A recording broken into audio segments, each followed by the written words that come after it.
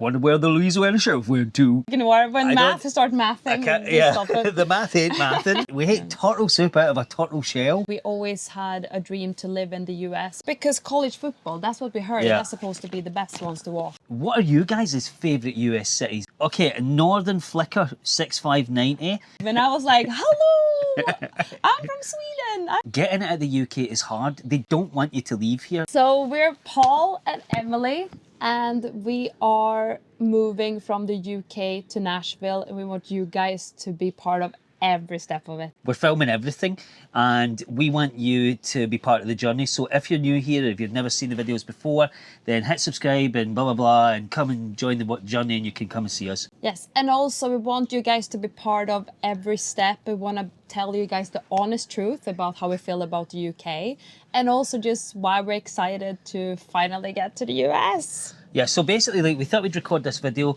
to just sort of explain to you guys, like, why we're moving to the US. I know that it gets a lot of bad press, right? We're very familiar with what they say in the media about the US and stuff, but we've been there many times and it's not true. And it has so much rich culture and history and just awesomeness that we wanted to share the reasons why the UK just doesn't do it for us any longer and the reasons why we just... like, why we fell in love with Nashville, but that's an important one because we fell in love with Nashville, but we didn't fall in love with other places. No, but I would say, like, US as a country we fell in love with in a different time because Nashville was just our latest trip and that's when we decided, okay, we want to move here. But that wasn't the city that made us fall in love with the US, to be honest. It was on our honeymoon and then I booked us sort of a little tour in the US and we started in Texas.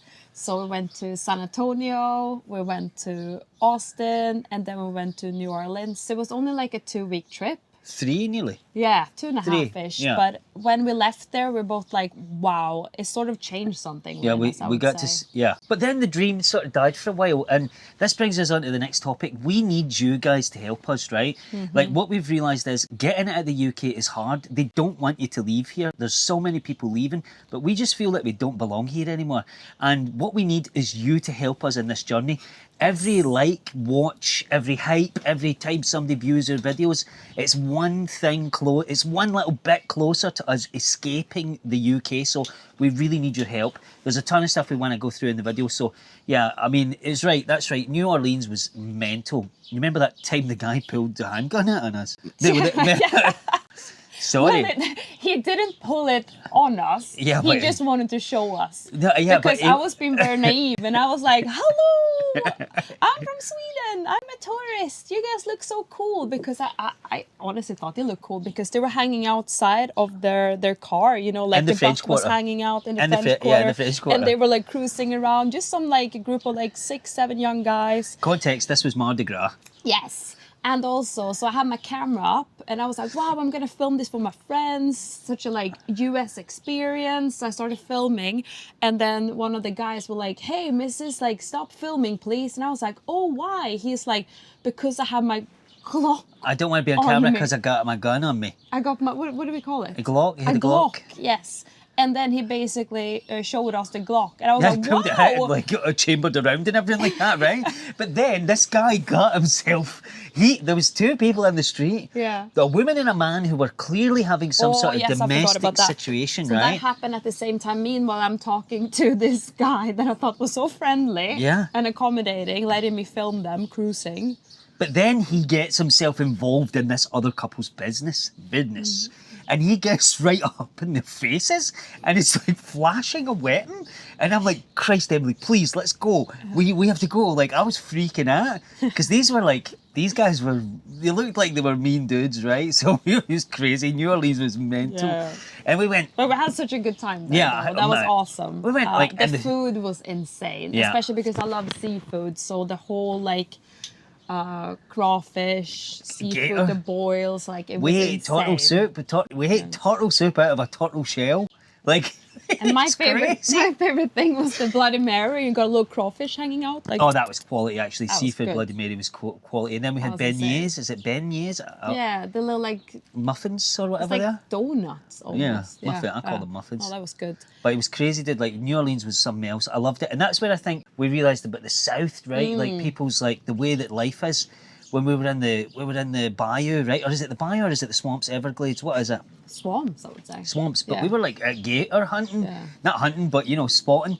And there was like a little family of raccoons that came up to us. Yeah, it was so cute. That was so it was cute, so man. peaceful, just like driving around on the boat. And the guy was so friendly. Like he was just like stopped at different parts of like the swamps. It was so relaxing. And then you saw all the big houses almost on stilts. So they were like 20 meters up in the air, so they wouldn't get flooded. That was cool, man. Like, it was so cool. And we In were my like, head, wow. in my head, I just had this song. I don't know if you know, but it was like, "Wonder where the Louisiana Sheriff went to." Ba-dum-dum-dum-dum-ba-dum-dum.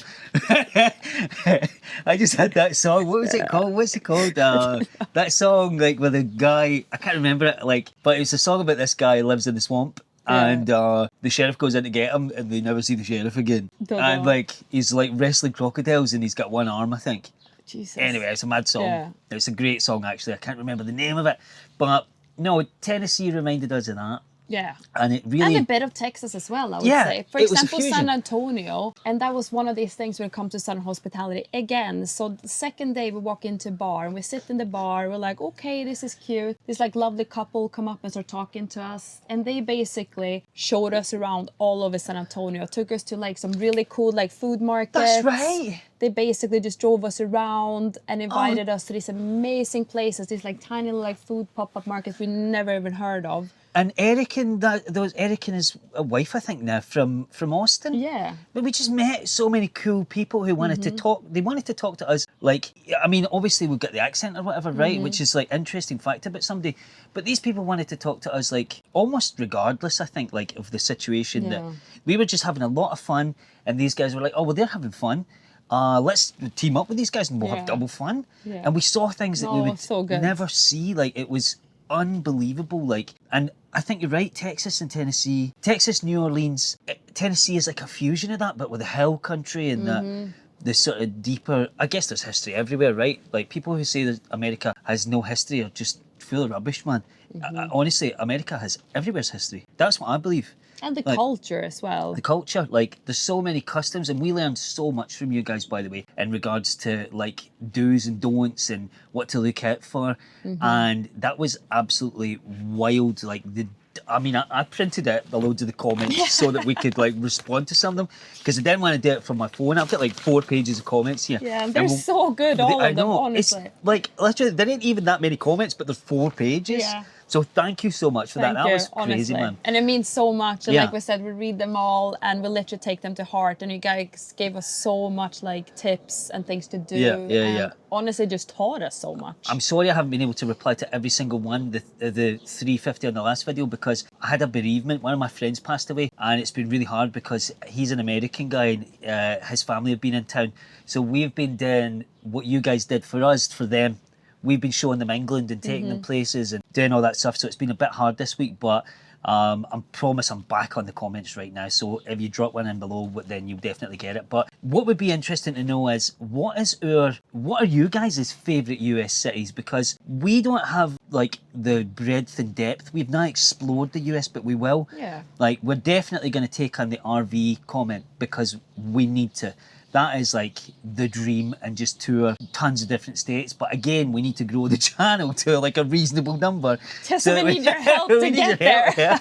So I know people want to see us do all this, but it's wild. But we will get there. I'm fully confident, and I believe in us that we can achieve this. We can achieve our American dream. Amen. We can go and live in the land of the free. And it doesn't just have to be this little snippet of our lives where we get to just dip in and out and see how beautiful life could be. I mean, we're sitting here in the UK right now, and go on, Emily, tell me I mean, you might be used to this, but tell me what's your thoughts?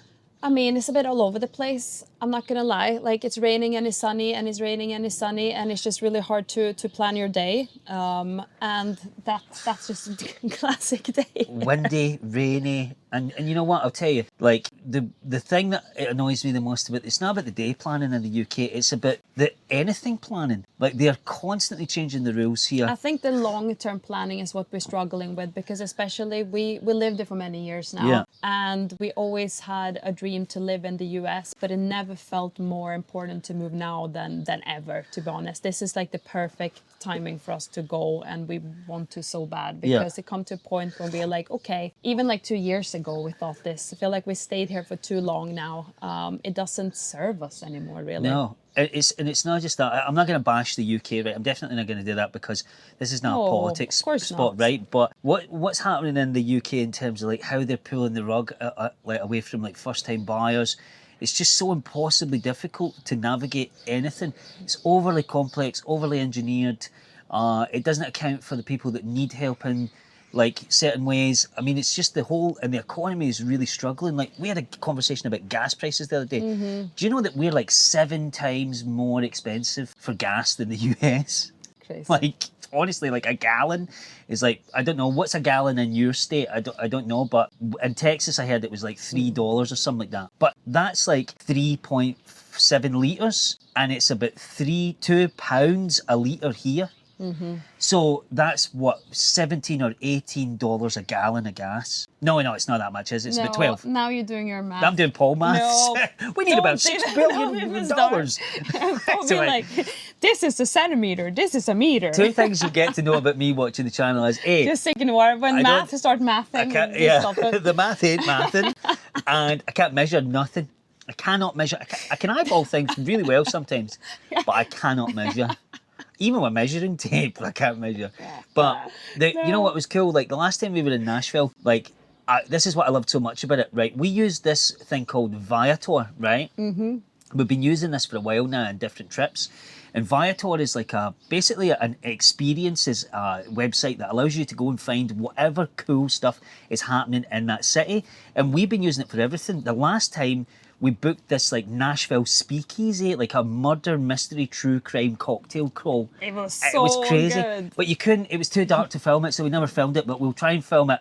If we can book it again, we'll book it this time and we'll film it. We will book it again. It was amazing. And we never saw this before, but we found it on Viator.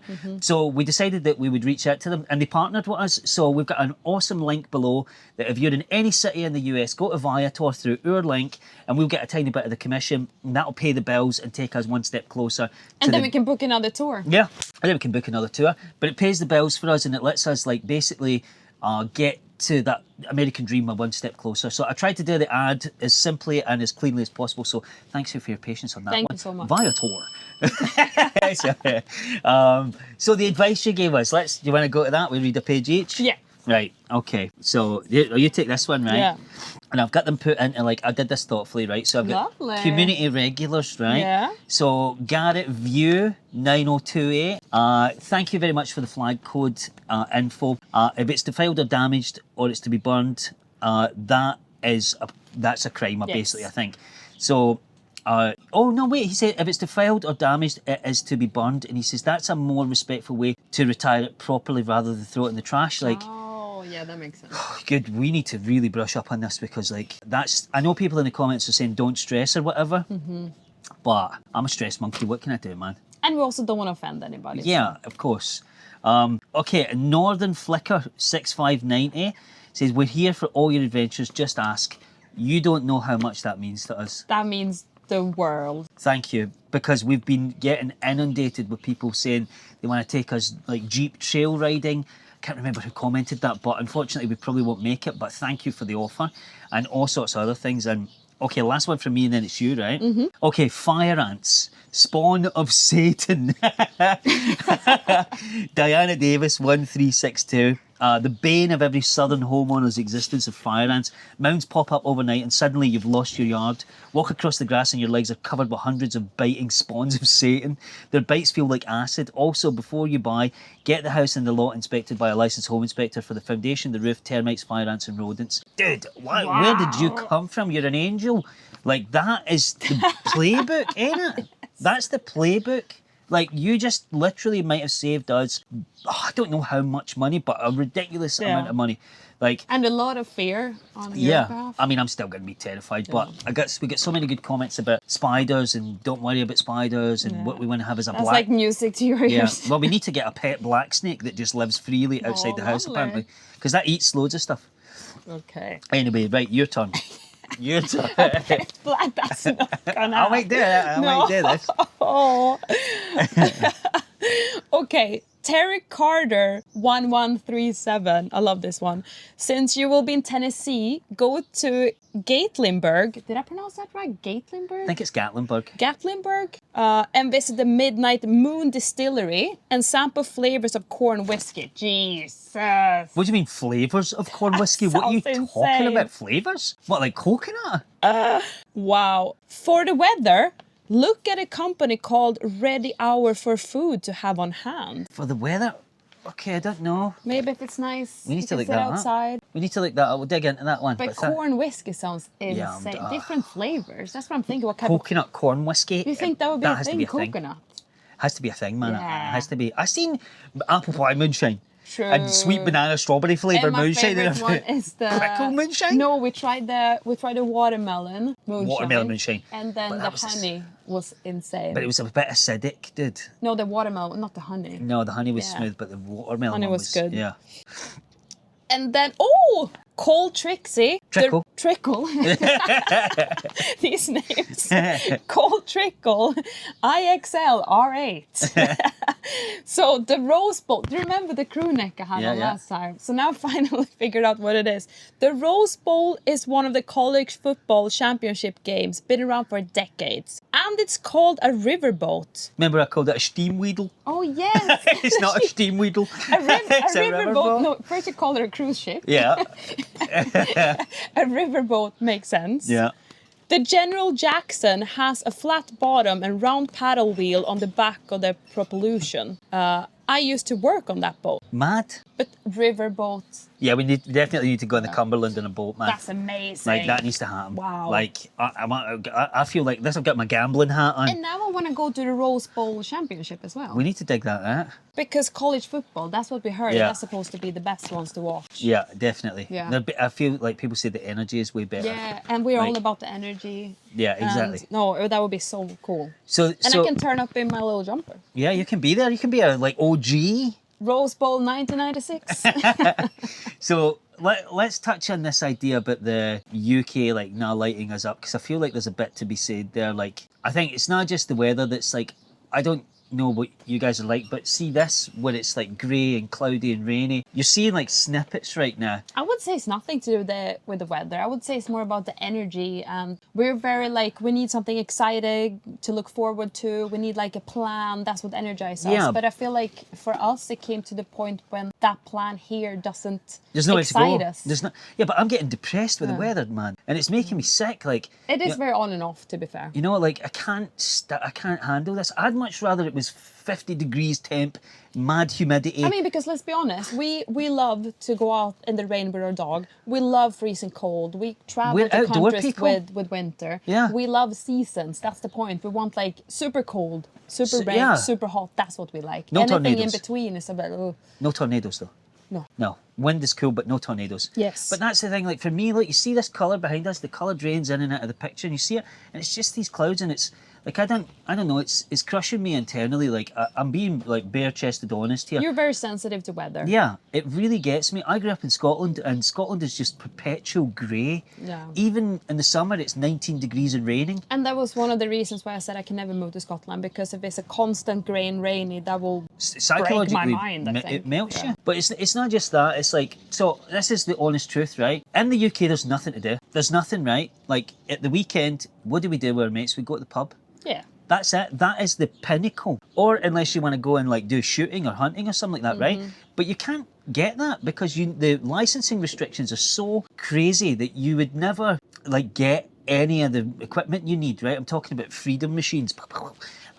You could not get that because it's so obsessively difficult. We were talking the other day. Remember, we were talking to John, and he was saying I was at the range earlier, and he was like, "On, we walk down and get our targets," and I'm like, "Dude, how can you walk down and get your targets? Doesn't it come back to you in like a little rail?" Yeah. And he was like, "No, there's a process. There's a protocol. Everybody puts down their things. We all unchamber it. We take them Everybody apart." needs to stop at the same time, start at the same time. So you sort of expect everybody to be at a similar level.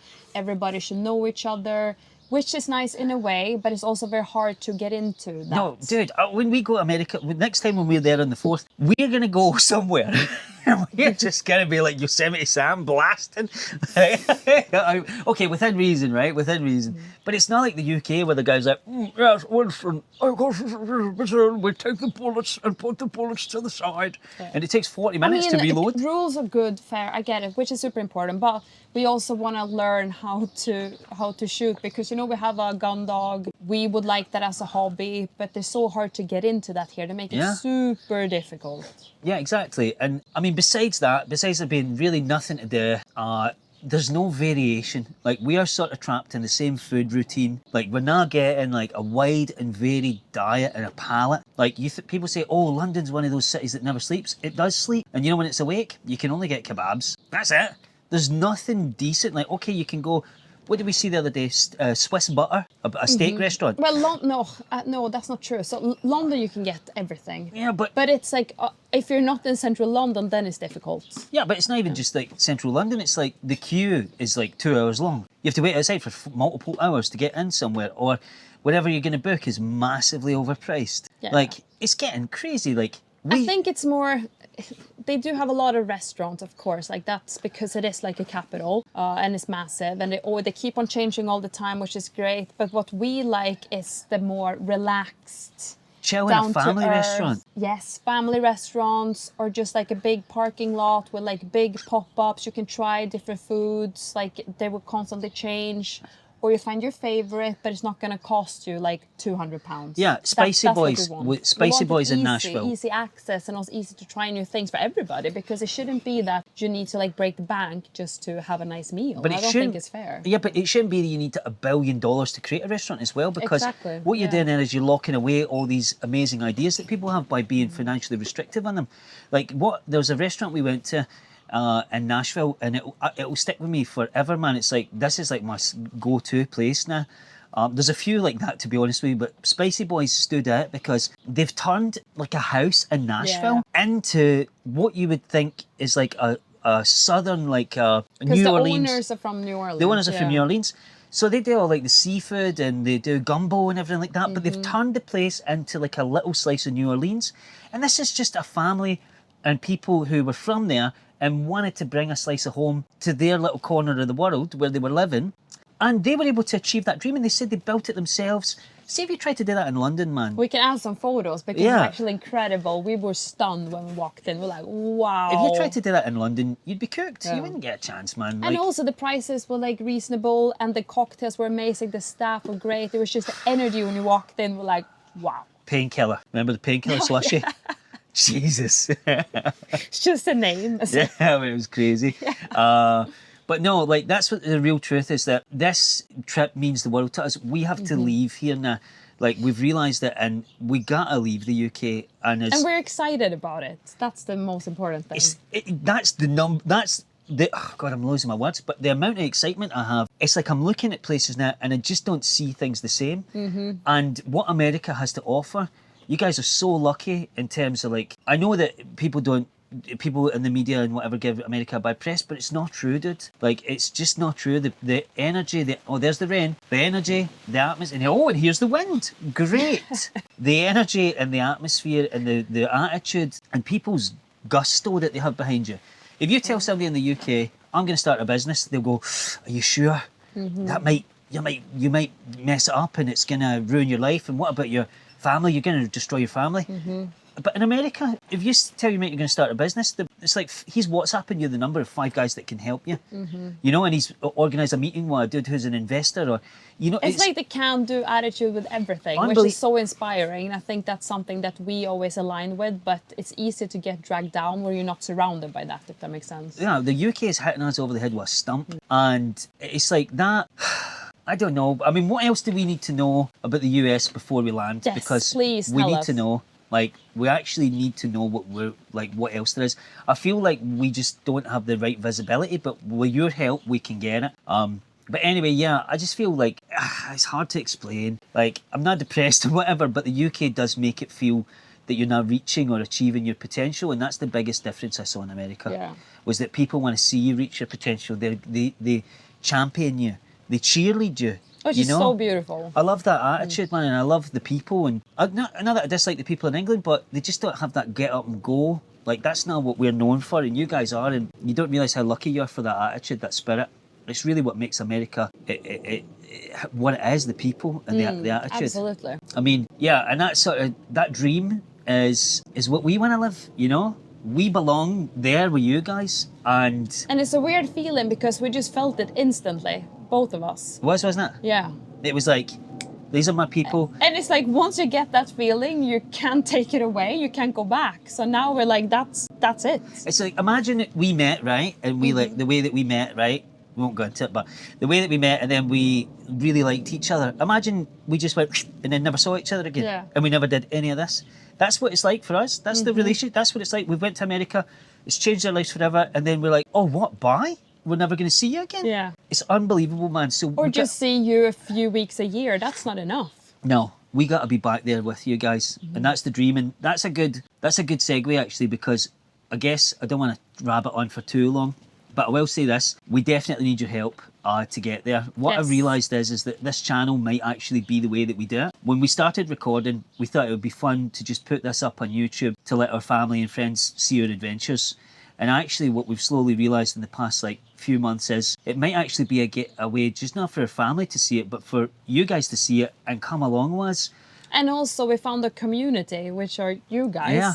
People that care and that we genuinely want to help, and that's so evident with these hundreds and hundreds of comments and thousands of likes and everything that you've been doing for us. And so we're asking you formally, like in a serious way, like share the video, click everything you can, the hype button, the like, everything, because each tiny little thing that you do in this video tells YouTube that it's worth watching, and it sends it. And I know that each step get us closer to the US and you guys, so we can actually meet up. Yeah, exactly. And that's it. We need your help to get there. We actually need your help to get to our dreams. So we're sort of bearing our hearts to you here on that one. And we sincerely hope that you do assist us. But yeah, I mean, I just wanted to make sure that we got that message across, and I just think, like, I'm so excited. Like, the 250th American, it's gonna be so cool. It's gonna be so mad, honestly. Like, I can't, you should never wish your life away. My grandmother told me that. But it's hard not to when you've got a countdown in this 30 days. I'm publishing this straight off the bat, no editing. I'm going to put in a couple of little bits here and there, but I'm publishing this today because today is officially 30 days until the 4th of July, and we will be there with you. And if you're going to be in Nashville and you want to meet up with us, I think we're going to meet up. Should we go, like, during the day, go to Roberts on the 4th? That would be amazing. Cool. So if you're there on the 4th and you're in Nashville, we'll be in Roberts, let's say, 12 until 3? 12 until 3. We just made that up on the spot, by the way. So sounds good. Yeah. So 12 until 3 in Roberts Western World, downtown, and that's a good spot for everybody to get to. And I'll try and, I mean, Roberts is kind of packed it, but if that changes, like, keep your eyes in the comments. But also we have a Patreon, and I've started doing live streams on the Patreon. So if you want to jump in and be on the live streams and stuff, I'm going to be live streaming, putting up a lot of posts there, and doing a community meetup tab on that as well. So, yeah, that's pretty much it. Roberts it here is. they come. Yeah, because it's the cheapest beers on the strip. And it's such a good place as well. Yeah, honestly. $2.50 for a PBR, and you get those little sandwiches that are like White Castle. It's like, it's close to a square sausage. It's like a rolling square sausage as you can get. So you got me, Robert. It's like a mix of a burger and a square sausage. Yeah, it's sick, man. It's like a White Castle. Yeah. But anyway, we love you. Thanks for being here. Yeah, thank you so much. Thank you for spending this time listening to us rabbit on about all sorts. And we can't wait to be in America with you. Cannot wait, honestly. Just see you at Roberts. See you at Roberts.